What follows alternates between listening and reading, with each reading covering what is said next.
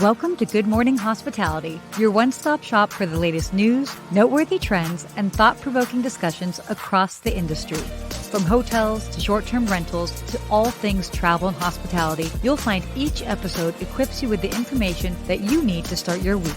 Join us on Good Morning Hospitality every Wednesday, wherever you get your podcasts.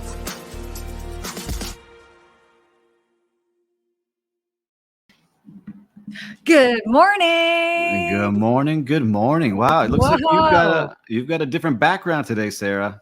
I do have a different background today, which I will we're going to be talking about in just a bit. But good morning. We definitely want to start off with our roll call, by the way, for everybody that is tuning in. Let us know where you're joining us from. Today's going to be an exciting day. So we love to hear where people are joining us from. Yeah, and especially because last week, we did a pre-record and we were answering in the comment sections, but it just wasn't the same not having our. Well, we are live this week, like viewers. live. We are live. So no messages sent to us, please. We are here live with you all and happy to do it again. But I know that you've been traveling and doing some fun things. What can you give us a 30-second download on what's going on? Oh, yeah. In fact, so I've been all over. I was in Nashville, stayed in a couple properties there. I was in Richmond speaking at the Virginia Tourism Conference with the governor. Yeah, you look like the governor on stage. Yeah, he opened for me. There was a whole band. It was a thing. It was a to-do. And now I'm so excited because I'm in Charleston. And we'll introduce our special guest in a moment. But wait, Steve, we have to talk about it. You had an event last night, and this is super cool. So please tell us about this event. How did it turn out? Yes, so excited for you. It was awesome. So, I have the other podcast that we all listen to is the Hospitality Mentor, and we hosted a networking event called the Future of Hospitality, where we had a bunch of different technology vendors, but we held it at the Florida International University Chaplin School of Hospitality. So the future of the industry is there with the students and the upcoming cooks and all the people that took part in it. And 150 people showed up in the pouring rain in Miami. So thank you all for showing up and showing out. So Sarah, it shows us we've got a following. I think we need to do some live shows. I think we do on the road. We definitely need to get this on the road. We're dipping our toes into it with having me being here in Charleston at these amazing properties. And you've got a lot going on. What's been great, by the way, the two of us have had wonderful opportunities this past week with your event. Also the event that I spoke at on Monday in Richmond, Virginia, talking to a lot of students. So for all of us that are really thinking about those in the hospitality industry and the new people that are coming into it, the new generation, there is an interest out there. And so please remember, this is the time that we can really foster that new generation of employees, of hospitality professionals. So they're out there. That's for sure. They're there. We got some listeners out there. Austin is joining us. Miguel from Thanks, the 305. Austin. Oh, yeah, Miguel. Always good. We love seeing everyone. I love this. Perfect. Oh my gosh. Ekpemi? I think you got it. I think I got it. Exactly. Thank you. From Nigeria. Thanks for joining. Everybody else, let us know as you log on to this. But I think without further ado, I'm holding the camera in a certain way. So I have to go ahead and introduce. Ooh, we have a nice background here, by the way. By the way, that background is actually what I am looking at right now. And we've got our very, very special guest. I've got here Carlo Carocha, who is he's the general manager of not just one amazing property, but two amazing properties. We are sitting in the Spectator Hotel that's right here in Charleston. Yes. And it shares, they kind of have like a back employee way that they share with the French Quarter Inn, which is right next door. And these two hotels are pretty amazing. So, but first of all, I'm a little biased, but I would agree. And good morning. Good morning. Thank you for having me, Sarah. And thank you for having me, Steve. And good morning, hospitality to the Good Morning Hospitality world out there. It's a pleasure to be on. Yeah, no, it's so great. So we wanted to do something a little bit different. I mean, it's so great to be out on the road and experiencing all of these wonderful properties firsthand. And I was like, we have to have Carlo come on and maybe chime in and share a little bit of his, background and insight. So how long have you been working in hospitality? It's been just under 15 years. Yeah. I got my first job working for a front desk job at a casino hotel right outside of Atlantic City, where I grew up, and fell in love with our crazy industry there. And my grades got better in school after that summer job. And I met my wonderful wife in school and spent some time working for Mandarin Oriental in Washington, D.C. And it's been about 6.5 years that I've been here in Charleston, beautiful downtown Charleston, South Carolina, as the GM of French Quarter Inn and the Spectator Hotel. It's so cool. So, wait, by the way, Steve, have you been to Charleston before? It's like my number one hit list city, and I have not been. And so now I got Carlo as the hookup. And for everyone listening who's been to Charleston, I want to see a thumbs up in the comments, because I don't know why. It's all the best restaurants, great hospitality. And now we got our friend Carlo there. I see this background of this beautiful place I should be at with you today. Yeah, amazing. You should. Exactly. So, kind of like, why don't we just do like a brief little like description of like the two properties? So the French Quarter Inn opened up in 2002, right? That's right. And it has about 50. So we have 50 guest rooms at French Quarter Inn here in the historic district of Charleston. And really for both of these hotels, there's a lot of similarities, but there's a lot of differences. For French Quarter Inn, it's more of a traditional kind of low country feel with some European influences. I'm sure you all get annoyed when you check into a hotel and you see a water on the table and it has a little tag that says $4.75. Yeah. We are the opposite of that. We have a ton of inclusive amenities in your stay. Breakfast included, a wine and cheese charcuterie hour reception in the evening, any of the night with milk cookies and port wine. I'm going to be doing that tonight, by the way. Please. I need an amenity sent down here, please. Can we make this happen? And I see people who have been to Charleston. We got David and Antonio have been there. They need to make sure you stop at Carlo's hotel now. Yeah, no. Well, and what's so great is that they're two hotels with a very different vibe. So we're sitting right now in the lobby bar area of the Spectator Hotel.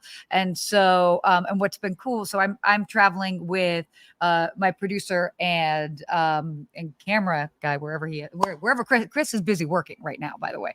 And so he's in one hotel, I'm in the other hotel, but it's been wonderful because it gives us such a great way to experience both properties. Now, this property, the Spectator Hotel, is newer. It opened in 2015, but it has an old world, like 1920s feel, right? Yes. So we are named the Spectator after the Spectator shoe, which is that black, white, black men's layered dress shoe. Right. So we really have a juxtaposition of a modern luxury boutique hotel, but with a little bit of a tip of the cap of what would a 1920s upscale hotel in Charleston look and feel like. So you'll be pleased to see, Steve, some Art Deco, which I'm sure you love with all your Miami roots, a lot of local art, gold accents and things of that nature. So and we're sitting here in our wonderful craft cocktail bar and lounge. It is really cool. And I have to say, they also have butler service here. So that's really neat. The butler actually takes you to your room. They kind of serve almost as like mobile concierge, pretty much anything you need. And I posted it online, but I'll definitely be sure to share. I love that you guys have in your rooms this little butler card that it's like what you can use the butler for. A lot of people don't know what to do. They're like, what do you call the butler for? Right? Exactly. Do you unpack for me? What do we do? What's going on? Butlers are here to make your stay as great as possible. They're here to help you look and feel and essentially be the best version of yourself while you're a guest at the Spectator and before and afterwards as well. So they'll deliver your breakfast each morning to you, as Sarah mentioned, mobile concierge service. We do shoe shines. We do garment steaming. I can't tell you the amount of wedding dresses we've steamed for brides. To all the lovely brides out there, the more notice you can give us, the better. But if it is a true emergency and you only have 30 minutes, we will do our absolute best to have you looking as pressed and esteemed as possible. I think what I love about that story, and I'm sure, Steve, you could agree with this, is that if you've worked in any hotel, you have probably had some sort of wedding emergency crisis that you have had to resolve. Steve, have you had any? Especially in Miami Beach. I've had many, and it's like the most stressful because it's everyone's most important day in their entire lives. And especially when you get some of these like $1 million weddings where it's like something just off. Yeah. like the flowers bent the wrong way. But true emergencies, a cake. I'll give you one. This was back in the day, early 2000s when I was working, and there was a big hip hop weekend going on at Miami Beach. And we were at the Lowe's Miami Beach Hotel, and it kind of flooded into this beautiful wedding, and they took over the party, and we had to refund a whole big party. That was early 2000s. So that was like one of the first big weekends that was crazy when it was going on. So you had Lil Wayne and all his rappers running around the hotel. So it was a little wild. Oh, like your homie Lil Wayne, right? Yeah, just my bud. No, it was a disaster.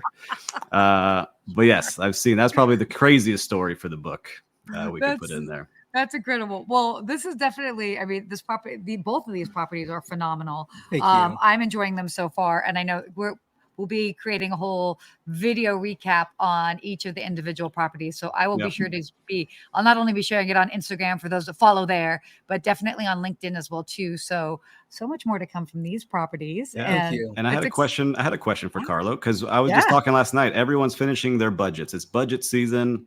Everyone's turned it in. Have you turned yours in already?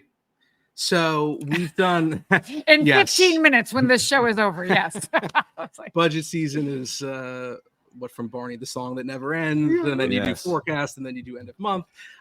We are near the finish line. We have a date to present to our owners very shortly, but we are 98% of the way finished. So how is Charleston feeling about travel next year? Is it feeling pretty good, the same as this year? Without giving too many specifics, how is Charleston feeling? Yes, great question, Steve. A lot of confidence in Charleston. We do have a really diverse segmentation, but it is a lot of individual leisure travel coming in. We have a wonderful convention visitor bureau, Explore Charleston, who's been working to add a lot of direct flights to Charleston from Miami. So there you go. No excuse. No excuse. None. Exactly. But no, the forecast is looking good. We've been very lucky that our bounce back from COVID happened a lot quicker in kind of, a secondary city like Charleston is, compared to a major market city like New York or Chicago or LA. But we're looking to hold pretty similar to this year. And this year's been a fantastic financial year for Charleston and for the properties. That's fantastic. Congratulations. That's big time for you guys. I know, it's great. And I have to say, being here, it's so, there's a wonderful, wonderful charm to the city. I love that you have that. Obviously there's that Southern hospitality, and I love the palm trees, the palmetto. As I was, walking around even last evening, just like looking at the palm trees outside, and by the way, I know both Steve and I were very lucky that we live around palm trees, but these are different palm trees. These are palmettos. They're cuter palm trees, right? They're cute. They're like, whoop. They're just like, they're cute. I know. So kudos to you guys for having, I think, better palm trees. Yes. And you're absolutely right, Sarah, about Southern hospitality.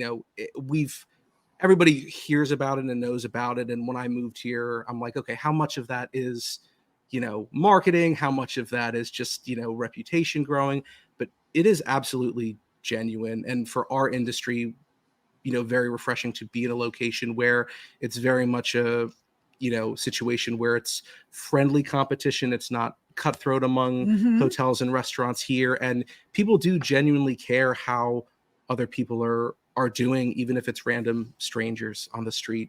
And the amount of time that I use my car horn has significantly decreased from when I was in Washington, D.C., coming in on 395 into work versus now. So I love that. It's so true. And I do want to just say one thing, and then we'll dive into some topics. And we might as well have Carlo join in and just like share some of his insights. We might not get through all of our topics today because we're having too much fun. We're having too much fun. We're talking about so many great things. But I will say this, one of the things that I love about this property, and I think more properties should take advantage of this, is this notion of, what else is included. The fact that the mini bar is, you can help yourself to the mini bar. It's not necessarily being charged for every additional item, that breakfast is included, and you can opt for it downstairs or in your room. Now, obviously that doesn't necessarily work maybe in every property because of the size or this, but if you are able to include that or to make that part of the guest experience, I think it goes such a long way. So that is very cool. So is that part of the resort fee, or is that part of the room charge? Like, how do you plan for that?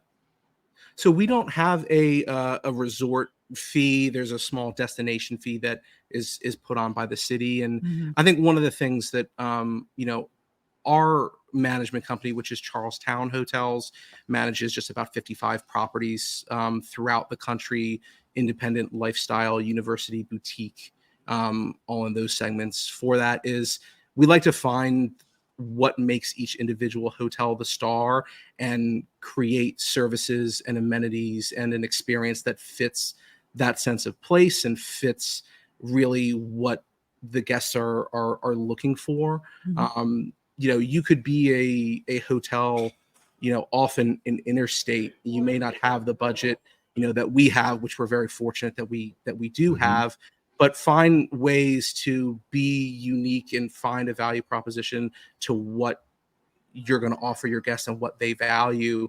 And that's something that, we look at every single review, we look at every single survey that comes in, and we make these tweaks along the way to be able to do that. And it helps that we have wonderful guests. Thank you to all Yeah. our great guests out there who are excited to come to Charleston.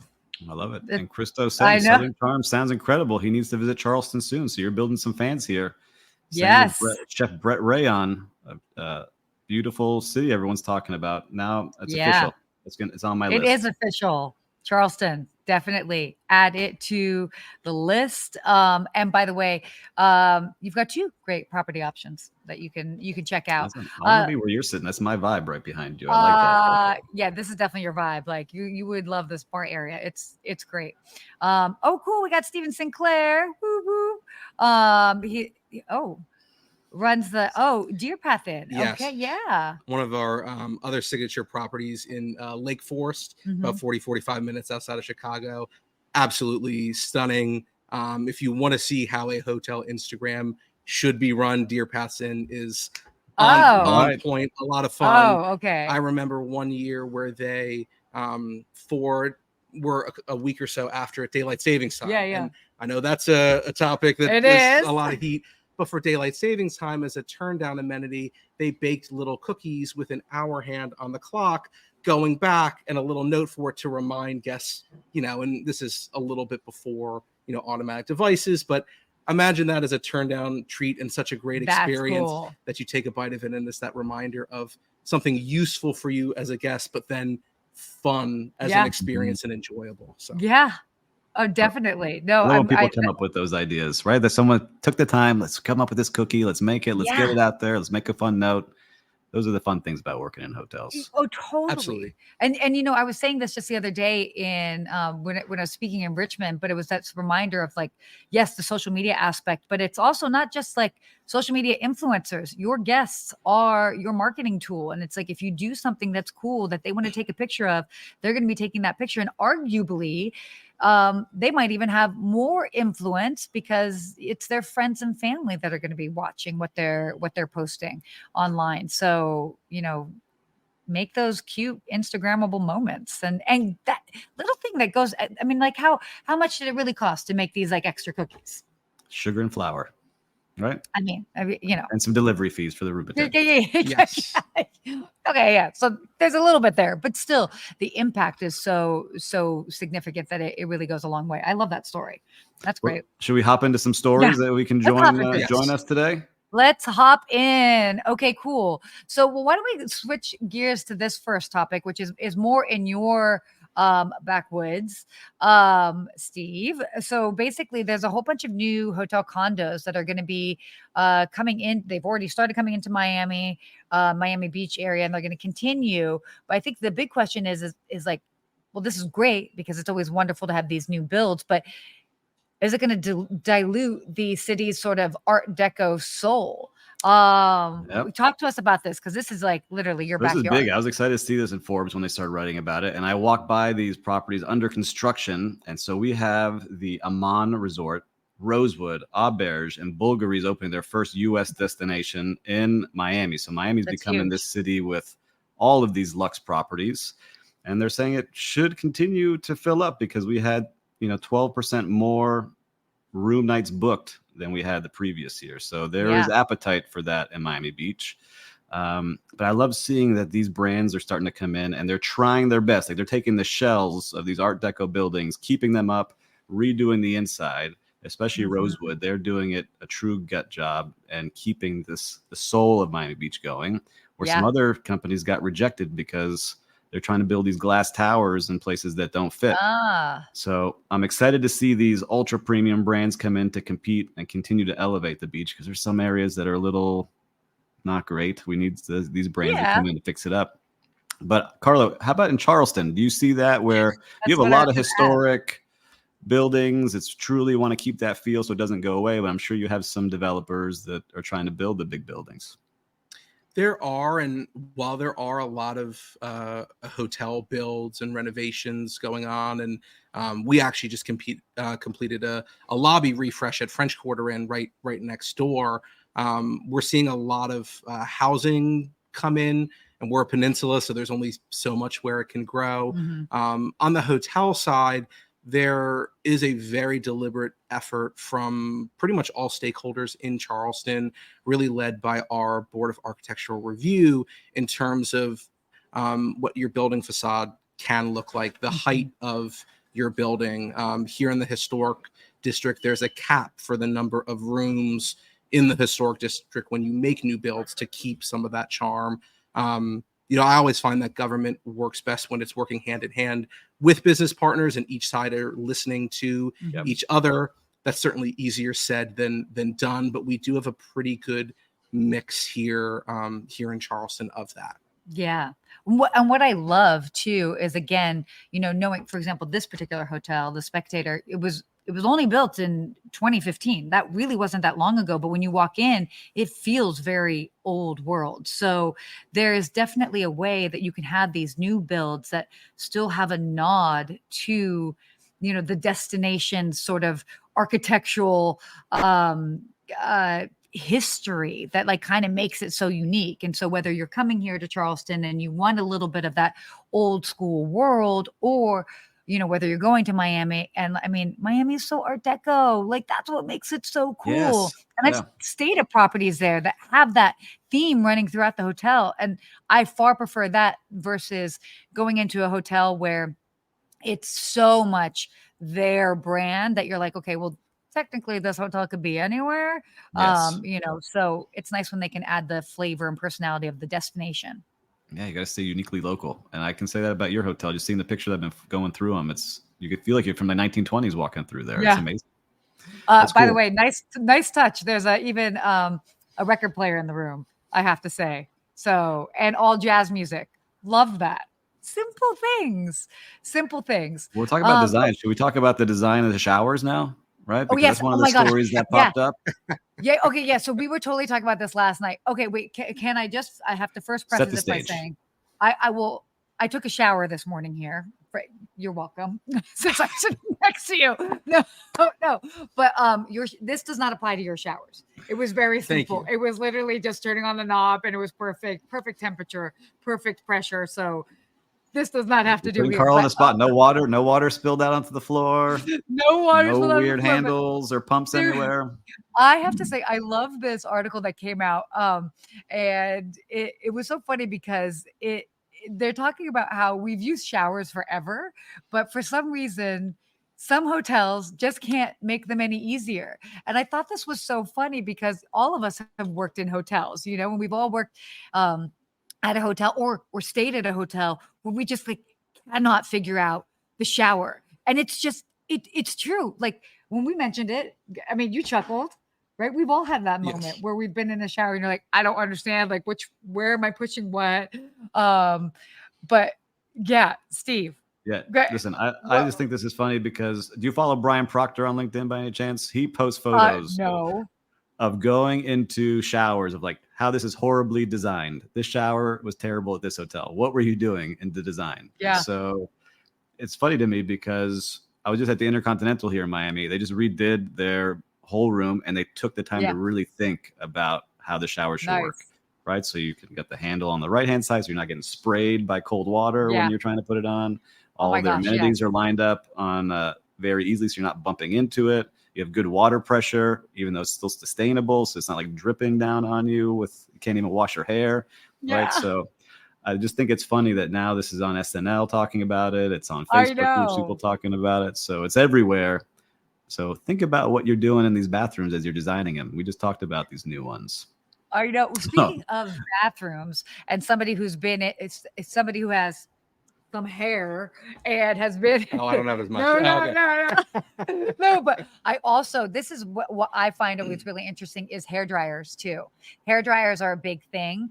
Now again, I get it. Like every property is a bit different, but it's like that extra touch of just like a decent hair dryer makes such a big difference. I know that maybe the guys might not be so pressed about this. Okay. Mm-hmm. But you're laughing. I heard that. No, Mm-hmm, I'm just smiling. I can see my wife like this hair dryer doesn't work. You know? I'm just saying, as a female traveler, I always pay attention to the hair dryers. So, and your hair dryer worked wonderfully this morning. So, all right, we're going to go to inspect report. the bathroom now. Pick up the computer. Let's walk to the room. Let's go check it ourselves. We'll be right there. But Oh my God. Christopher mentioned like, hey, what's this button do? Oh, it sprays freezing water on me for 10 seconds. Yeah, of course. Yeah. The side button where it's like, you know, hey, this gets it from kind of hot to really hot. You have some showers where it doesn't even have a hot or a cold. Oh, totally. Do you have some that are doing caldo and Fredo because they're trying to be Italian and upscale, but then maybe some guests don't get that. It's I'd like a venti. Oh no, wait, no, that's Starbucks. Oh my God. Yeah, it is funny that the showers, again, it's not everywhere, but that there's just something, the simple design of how far do you have to reach in to turn the water on shower before you get on. splashed. And these half glass doors, just keep it simple. I think a lot of people try to get too cool, especially with the rooms that are all glass and you can see into the bathroom from the bedroom. Like, you know, that's not for everybody. Like there's some hotels that thought that was cool and now they don't want them. I will say this. So this also had a wonderful speaker that shared the stage with me the other day, and he was speaking about accessibility. So he's in a wheelchair. He has been in a wheelchair pretty much his whole life since he was 2 years old. And so what he does is he basically goes around the country and the world, and he features destinations and hotels that are accessible for those that might have disabilities, and what that means to have accessible hotel rooms, etc. And he said something interesting that stuck with me.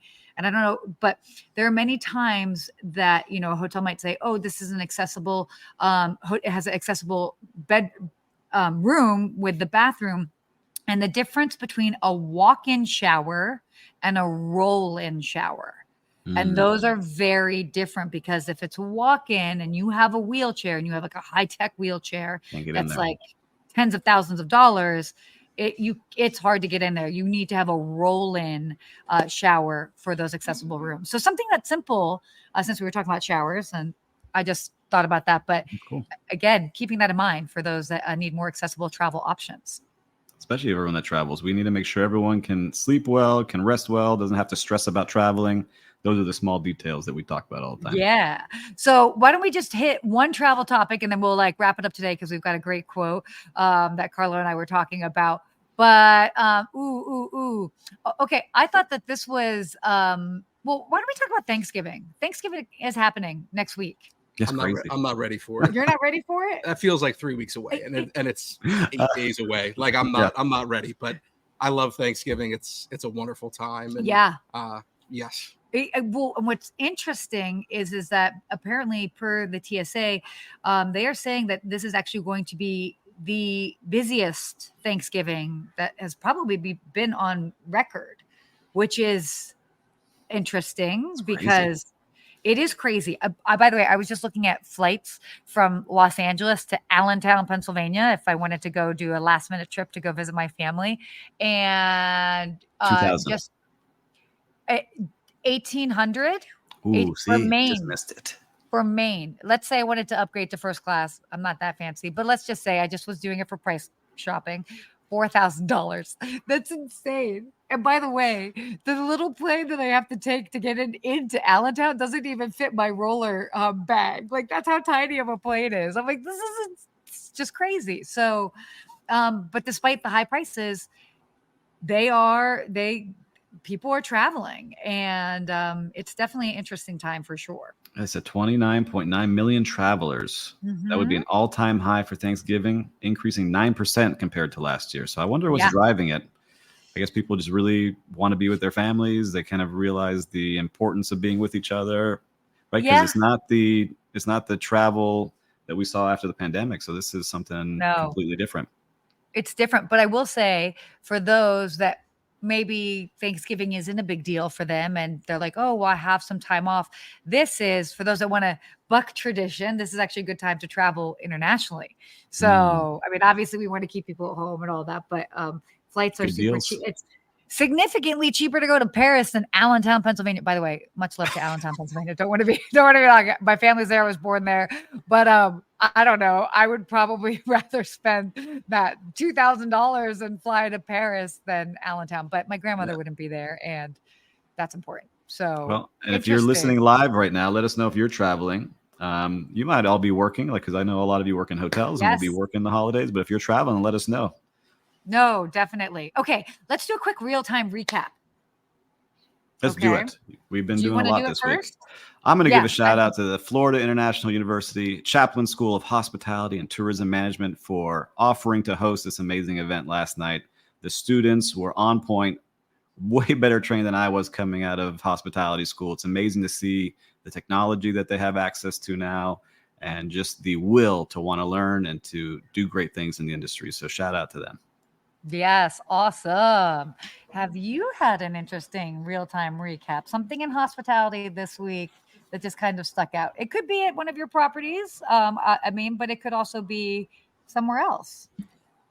Nothing major of note. I would just say in the Thanksgiving theme, this is always a time of year where it is very obvious to be thankful, but especially thankful for everybody who is working behind the scenes in every facet of our business, of other business, to make sure that people can have safe and healthy and successful and happy Thanksgivings in their own home, because someone is cleaning your room, someone is delivering your food to the grocery store, and all of those things. So give a shout out to someone who may not normally get a shout out, because we're all in hospitality in some shape or form. So especially this next week, little extra love, little extra thanks for service industry team members. Yeah, no, I think that I got chills as you were saying that, by the way, because I so get it. We've all worked on holidays and we know the challenges that might be, but we're also very grateful to, have jobs and have those positions. But it is a little bit of that tug of war where like you might be, so eager to be with your family, but you do have to work. But then to just have that thankful moment with anybody that you're interacting with. My real-time recap. Oh my gosh. I might have to go into more of the hotels next week, but I will just focus on where I am right now. And I have to say, yes, I'm biased, but the hospitality that we've received here so far has been impeccable. Like, it's really like, I saw it's always so cool when you see a property online, but then when you go in and you experience the warmth, and every single one of your employees has been so helpful. And you also have a very wide range of ages of employees, which I thought was really cool. And to see you've got some of your bellmen that look a little on the younger side, but they still had the spirit, which is really great to see. So kudos to you for setting the standard for that, because it's definitely a trickle down effect for sure. I appreciate that. We're very grateful we have about 85 team members between the two properties, and just really I try to say, how do I make things better on the back end and let people use their gifts and their experiences and not make things harder and step out of the way. So thank you for the kind compliments to our team. I'm sure they'll love to hear it. No, they're great. And it wasn't just the welcome beverage talking. Okay. I had that yesterday. Where's your mimosa? I see it off screen. Oh my gosh. Oh. No. Anyway, too funny. Okay. Let's quickly end with our hospitality quote. And we specifically, Carla wanted to do this one. And this is Maya Angelou's quote, which is, perfect. Love this. I've learned that people will never forget what you said. People will forget what you did, but people will never forget how you made them feel. So since you specifically were drawn to this, would love to hear your thoughts on it. It's just a quote that's really resonated with me for a long time. We are in the feelings business. And for what we do each day, we're not saving lives on the operating table. We're not fighting for injustices in the court system, but what we do matters. We help people feel better, and it's very much a pay it forward in terms of if we're doing what we're supposed to be doing for guests and team members, what are they going to do for their families, their friends, their communities? And I just love this idea of, the way you make people feel is such a positive and warming effect on the world. We create memories. We are the memory makers, right? I love that.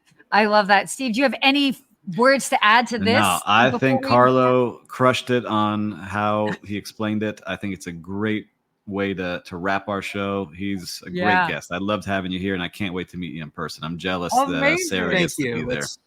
It's been wonderful. I'm honored to be on the show, and thank you all. Yeah, no, of course. We'll be sure to have links to the 2 properties so you can check it out. Also, stay tuned to social media. I'll be posting real time my stories from my time here in Charleston for the next couple days. And then we'll have some nice fun videos that I'll be sharing on LinkedIn in probably right after Thanksgiving, so because as people are focusing on turkey, then we'll talk about what's going on here in Charleston. But this has been such a great show. So fun. Thank you for joining us. Thank you again for having me. A lot of fun.